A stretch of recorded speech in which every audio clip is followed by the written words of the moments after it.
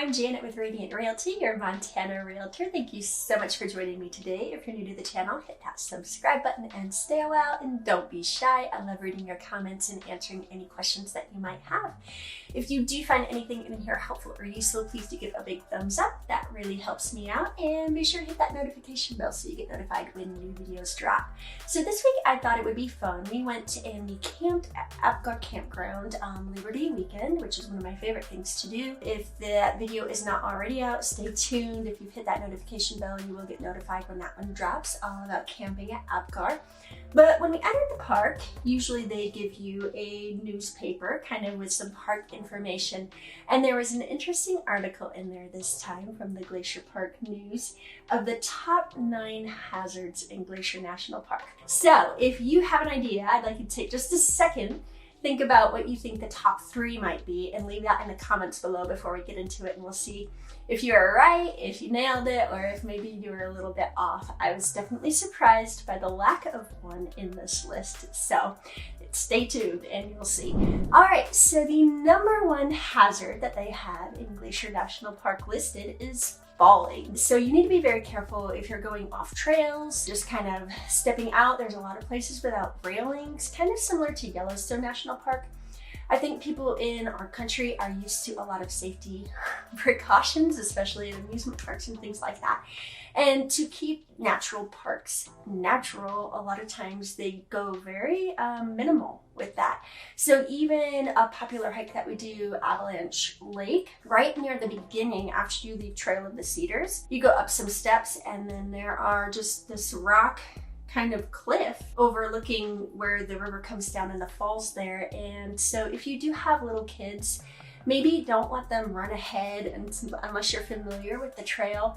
Kind of keep them a little bit closer by. If you are into taking photos, be careful with those. Don't step too far off the trail. Be aware of your surroundings and just make sure you're safe before getting that epic shot. Okay, so let's move on to hazard number 2. Hazard number 2 is drowning. Kind of in a similar vein. I know in the last couple of years there have been some where people went to get a shot, they slipped, they kind of fell into a creek or a river, and then that actually went down further to a big waterfall. So just be very aware of your surroundings, aware of where those bodies of water, even if they seem small at the time, might lead before venturing off trails and into those, or just stay on the trail and you really shouldn't have to worry about it too much. But definitely be aware, even with moss-covered rocks or slippery logs or things of that nature, if you don't have the right gear and it just takes one slip and then you know it could be bad. So safety first. Number 3 hazard is snow and ice,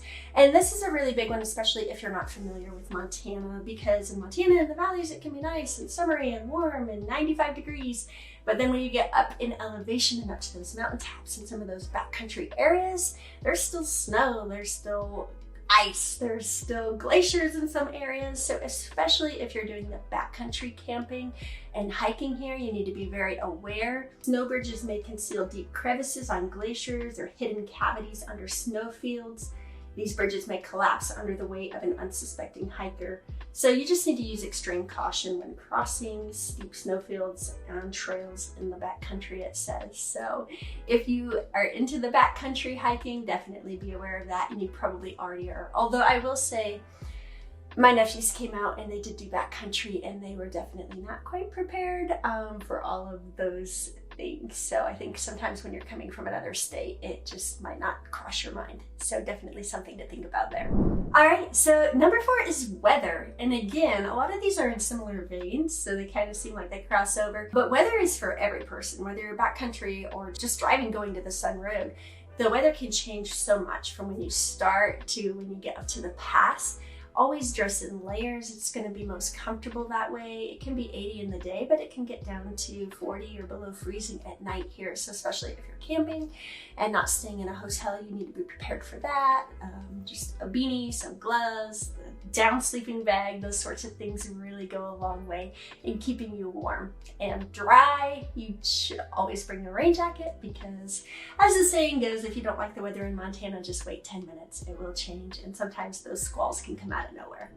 And in a similar vein, number 5 is hypothermia. So hypothermia, of course, again, just extreme weather changes here in the mountains, and I just think a lot of people just are not aware of it or prepared for it. So definitely layers. It says layer with synthetic or wool clothing as a base layer, and eat high energy foods throughout the day so that you're staying energized, also hydrated, make sure you're drinking plenty of water, that sort of thing. All right, so we won't belabor that point. We are going to move on to number 6.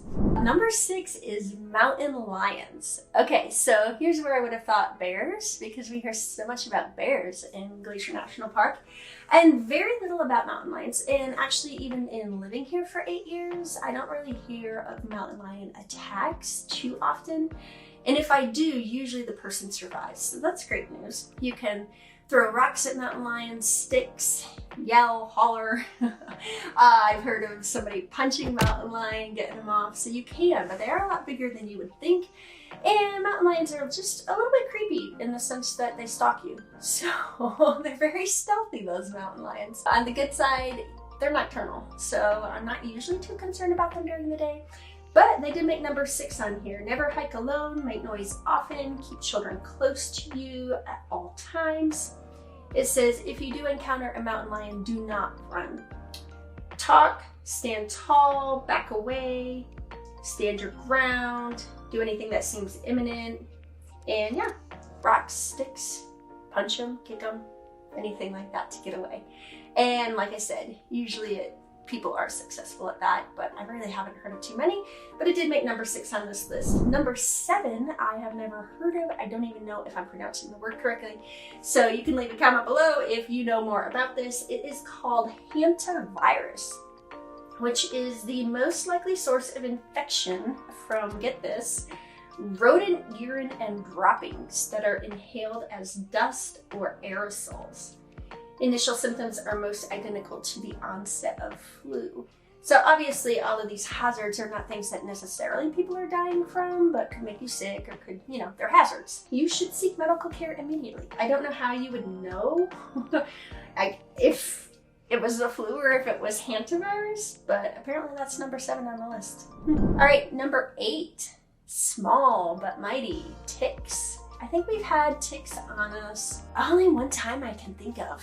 But definitely if you're wearing, longer pants, hiking boots, things like that, keeps them off, hats, but definitely just check when you're done with your hike. Make sure, look each other over, make sure you don't have ticks, like the old country song goes.